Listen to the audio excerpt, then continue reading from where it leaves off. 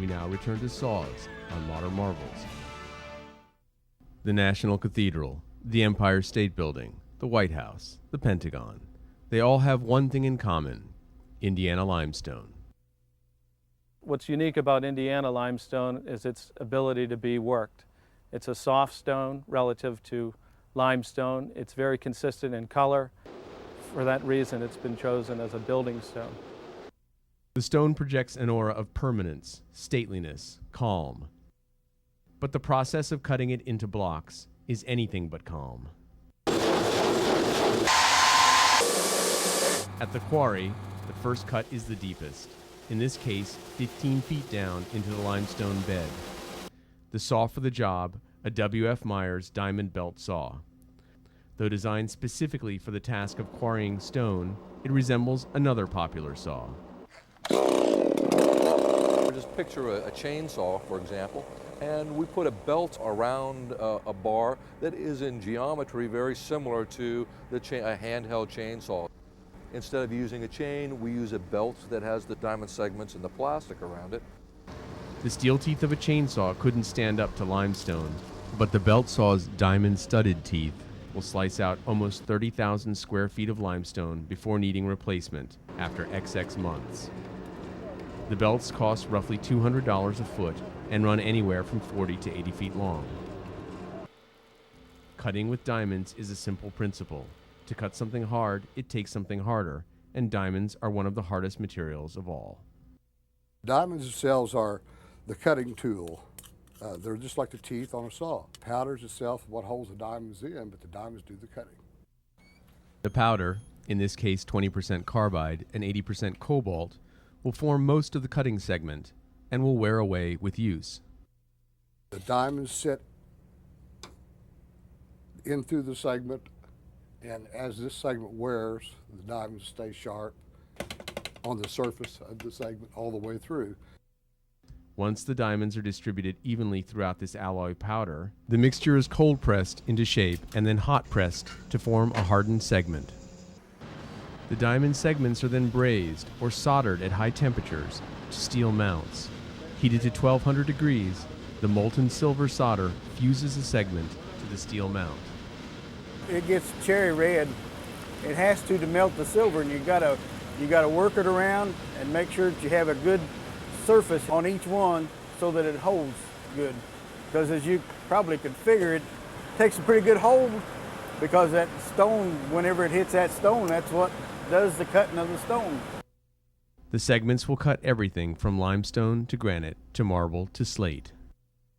We essentially lace the diamonds. It's like stringing pearls onto a necklace. And then we run it around the mold, put it in there, put a lid on the mold, take liquid plastic essentially, put it in there, leave it for several hours until it's properly cured. The teeth are sharp, but they wouldn't stay that way without lots of water. The belt saw guzzles 50 gallons a minute, pressurizes it in a labyrinthine system inside the hollow guide bar, and shoots it out beneath the belt at XX psi. The belt hydroplanes on the pressurized water, reducing wear. It also allows the cuttings that we've created to be flushed out so that we're not constantly recutting the same old stone and prematurely wearing out the belt. The belt can run in either direction, but one way has proven preferable. I like throwing the water out away. Counterclockwise it'll pull the water up next to the belt and the stone, and it will cut faster, but you're pulling rocks and stuff and it tears the belts up. The computer-controlled saw will cut a 15-foot deep, 70-foot long channel in 8 hours. It's an auto saw. He'll program it right there in that cut, and it'll go down all on its own automatically. Never have to fool with it. And it creates a groove in the stone, and then they can break the stone out from there, drill it up into manageable size blocks, and send it to the mill.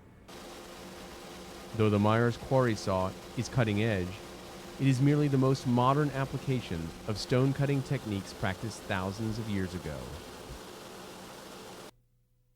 The most prolific ancient stone cutters were the Egyptians, who worked extensively with limestone.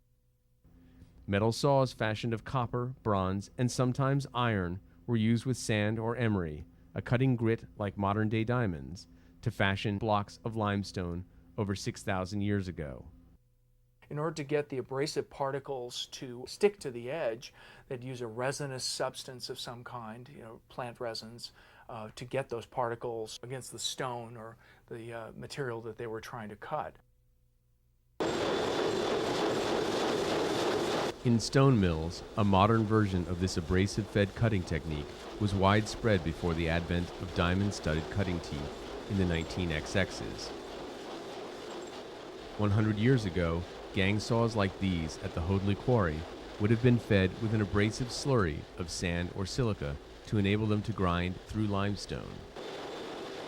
Today, these old-fashioned saws are still at work, but they've been updated with diamond teeth.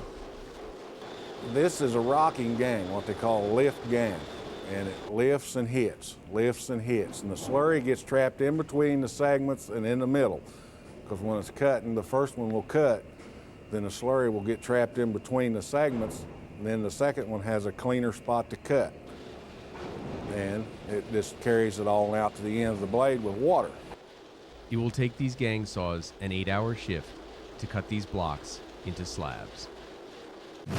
Over at Indiana Limestone's fully modern mill, the job of slabbing stone block from their quarry is accomplished by gigantic diamond belt saws. The blocks come directly from the quarry looking just like this, and the first real operation of fabrication that we do is to slab them. We use these narrow belt saws. Cutting 14 inches per minute, this saw slices a block into 7 slabs in 1 hour. It works much like the quarry belt saw, but uses a narrower cutting belt. The belt travels around in a circle through the 2 big wheels, hydroplaning across it. It's about washing the slurry out, allowing the diamond to dig next, and if the slurry is there, it can't do that. You can see that V selection there fits to control the belt. The belt runs inside the wear strip, allowing the bar in the wear strip, if you would, to push the belt at a very high speed while it's hydroplaning across the bottom in a very accurate motion through the cut. Once blocks have been slabbed, they're run through an assembly line of 40, 48, and 64-inch circular saws tipped with diamond cutting teeth and running at 10,000 RPM. This whole assembly line that you see here is what we call the super line. It's really designed to cut rectangles, if you would, of our limestone. A gang of 25, 40-inch blades driven by a 400 horsepower motor weighs in at a ton and will cut standard products like paving stones and windowsills in one pass. There is no quicker way in which to saw up limestone. We run this saw at 20 inches a minute. It'll take entire slabs and dice them into material that you see here.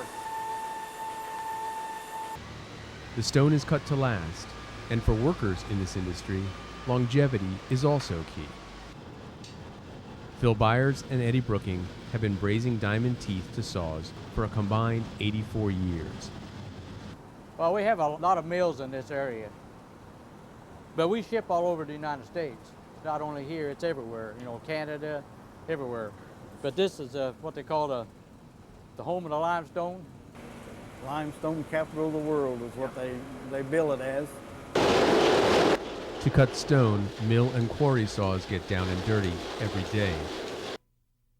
But these saws did their work awash in blood and human suffering at a time when amputation was the best option and unknown germs the worst enemy.